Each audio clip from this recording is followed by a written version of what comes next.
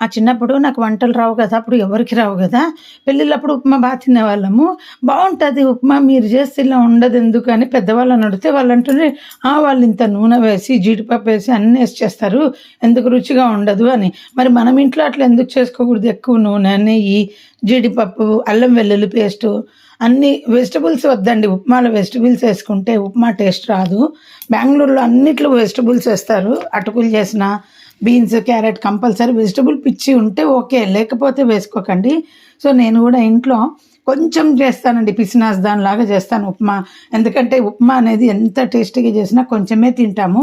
ఆకలి ఉన్నప్పుడు బాగా తింటాము. ఏదో టిఫిన్ తినాలంటే తినాలి గదా! మా పిల్లలు ఇద్దరి కోసం చేశాననమాట. ఒకరికి ఇద్దరికి ఉప్మా మెజర్‌మెంట్ చెప్తున్నా. వైఫ్ అండ్ హస్బెండ్ ఉంటే చిన్న టీ గ్లాసులు ఉంటాయి కదా! స్టీల్‌వి అంతకేసుకోండి. అంతతో ఏసుకుంటే ఒక గ్లాస్ ఒకరికొస్తది. బొంబాయి రవ్వైనా, గోధుమ రవ్వైనా. పిల్లలు ఇద్దరున్నారనుకోండి, వాళ్ళిద్దరికీ కలిపి చిన్న పిల్లలుంటే ఒకటి.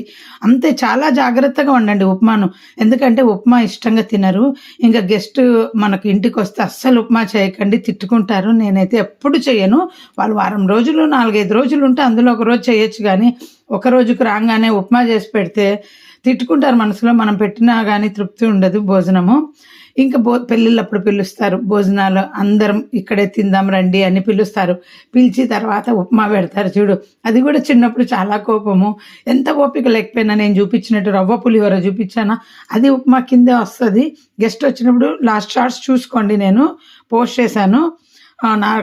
నా వీడియోస్ చూస్తే మీకు అర్థమవుతది. నేను బొంబాయి రవ్వ ఉప్మా చేస్తున్నాను చూడండి. మా అమ్మ వాళ్ళ ఇంట్లో దీన్ని జోరు ఉప్మా అంటాం. నేను ఊరెళ్తే మా ఆయన ఎప్పుడు ఇదే చేస్తారు. ఆయన ఎలా చేస్తారో తెలీదు గానీ మేమైతే ఇలా రవ్వ వేసి వేయించేసి మగ్గిచ్చేసి పెడతా. రోస్టెడ్ రవ్వ వాడాలి. అంటే రోస్టెడ్ నేను ఆల్రెడీ తేంగానే పెన్నం మీద చక్కగా వెచ్చగా చేసేసి చల్లార్చి డబ్బాలో పెట్టుకుంటా. పురుగు పట్టదనమాట. సో, అన్నిటికి రవ్వ ఇడ్లీకి అన్నిటికి వాడొచ్చు. బాగా వేయించేస్తే అయిపోయి. ఇక్కడైతే అసలు ఉప్మా చేసుకోరండి. ఓన్లీ స్వీటే.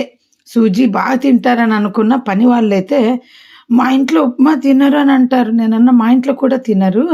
బట్ మేము చెయ్యాలి గనక చేస్తాము.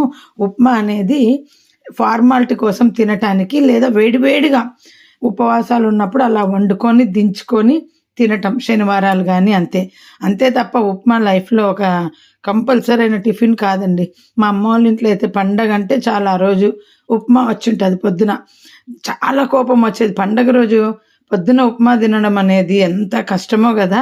నేనైతే పిల్లలకి బయట తెప్పించి పెట్టేదాన్ని.